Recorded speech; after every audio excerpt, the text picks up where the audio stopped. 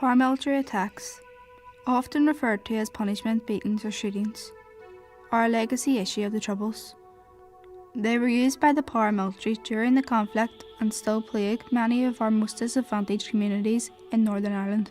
The attacks take the form of both shootings, usually to the main joints, the knees, but also the ankles and elbows, and violent beatings with various weapons such as bats, metal bars and hammers, among many more. Paramilitary attacks were a tactic used by both Republican and Loyalist paramilitary groups to deal with what they saw as antisocial behaviour and crime in their communities, with paramilitary stepping into a policing and justice role in communities where people didn't trust or have confidence in the police force itself. Or, for many areas, people were not permitted to contact the police at all, instead being made to rely on this alternate form of policing and justice.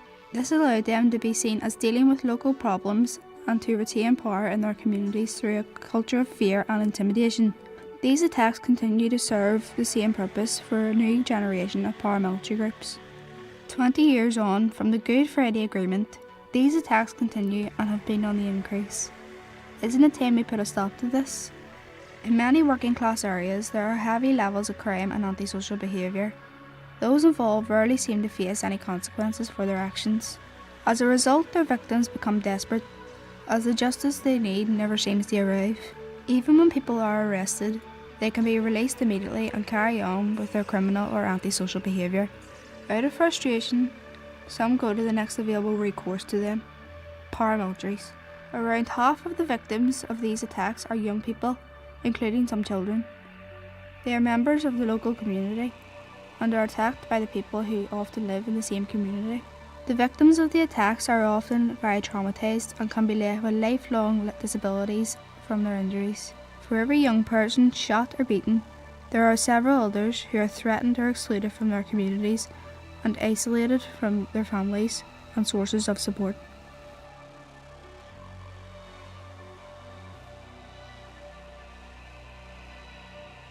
A paramilitary attack is when an organisation decides to take policing into their own hands and obviously takes some form of justice against someone, and it usually means a violent attack on that person based on no form of law and order or no form of justice. I would hear a lot more about shootings in maybe West Belfast or different places, but I definitely think around here the main threat would be for beatings. Generally, the person to be attacked will be warned, or they'll receive some sort of warning or some sort of house visit regarding their behaviour, but sometimes that isn't the case, and it will just be a premeditated attack carried out upon them. Some people have been text messages or received notifications on Messenger to show up to a certain place at a certain time. I had gone out the gate of the youth centre when two masked men had ran by. I had walked up and at the back of the youth centre had found a young person who had been shot 4 times. He had been shot in both knees and then in both ankles. I had went over till, when I had ran over till a young person, the injuries were extremely, they were brutal. He was obviously crying in pain, and I had rang an ambulance for him, and over the phone with the ambulance service and my own first aid training, I was attempting to dress his wounds when I felt my finger get stuck, and when I looked down, my finger had went into the wound in the young lad's ankle. I have seen a couple of patients where they've been shot in the leg where it has hit major blood vessels, and blood loss has been a huge factor, and trying to keep the patient alive, trying to stop the bleeding, trying to get blood products, blood that's been given by donors into the patient to try and keep them alive, keep their blood pressure up, whilst we're able to control the bleeding and get them to theatre. Yes, so I've seen several patients who have been near death because of shootings in the lower legs, and it's very difficult, particularly in young people with all their family there, etc., etc. It's a very difficult and emotional time, and in my experience, at least one of the the victims that I've seen who has unfortunately lost their life was down to beatings. In my experience, various tools are used in a vicious way. Bats with nails, hammers, screwdrivers, all types of weapons that can cause very, very serious injuries. And with a shooting, it's often once or twice. With a beating, there can be many, many blows with these implements which cause severe harm, both to bones, blood vessels, tissues. There can be swelling in the limbs, there can be orthopedic surgeries needed, and often the patients are left very, very disabled for life. So yes, the beatings can be, on occasion, more severe than the shootings. Correction staff is just another negative reinforcement on the rest of the trauma calls that we would do.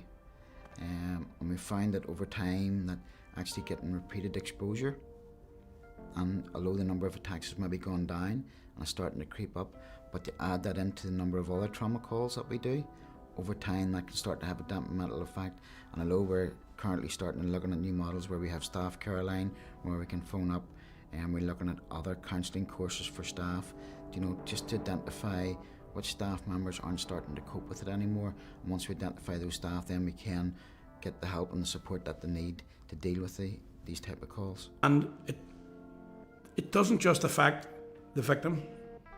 It affects their brothers and their sisters. It affects their mother and their father and their grannies and grandads. You're not just shooting this young person. You're damaging the whole family. You're damaging the whole community. On occasion, limbs have been amputated or lost. If they're not amputated or lost, there can be a disability in terms of difficulties with walking, with using their upper limbs. There can be difficulties with mobility, with working, with pain, with sleeping, with normal day-to-day activities. So that the physical side effects can be wide-ranging. And I think it's important to say that probably the psychological long-term effects are as important, if not more important, particularly in young people who have their whole lives ahead of them, to have been a victim of such a violent crime.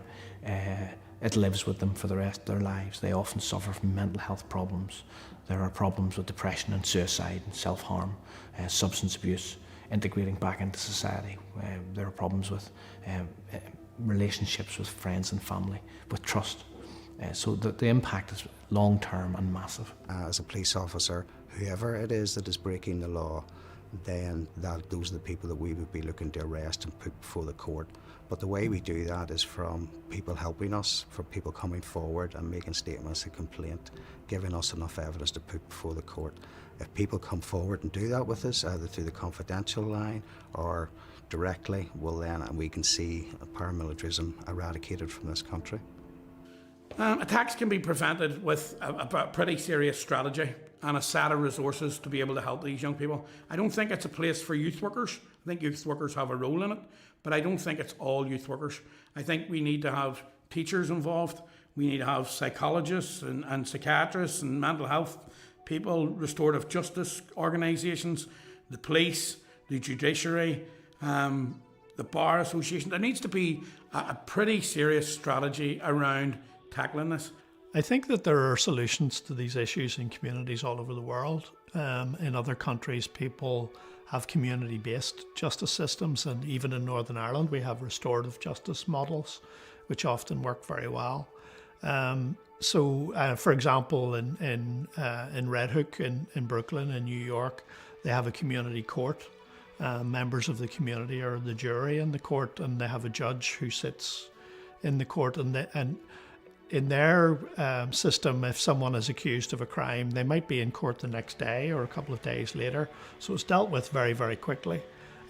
Whereas in Northern Ireland, sometimes it can take over a year for someone to go to court, even when they've been charged with something.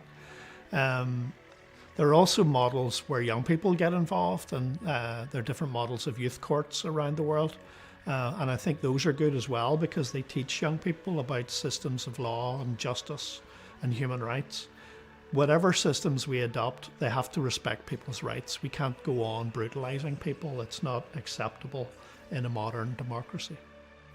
As a group of young people, we are very concerned about what we see happening in our communities. These attacks solve nothing and create a culture of fear and trauma. Isn't it time for these attacks to stop?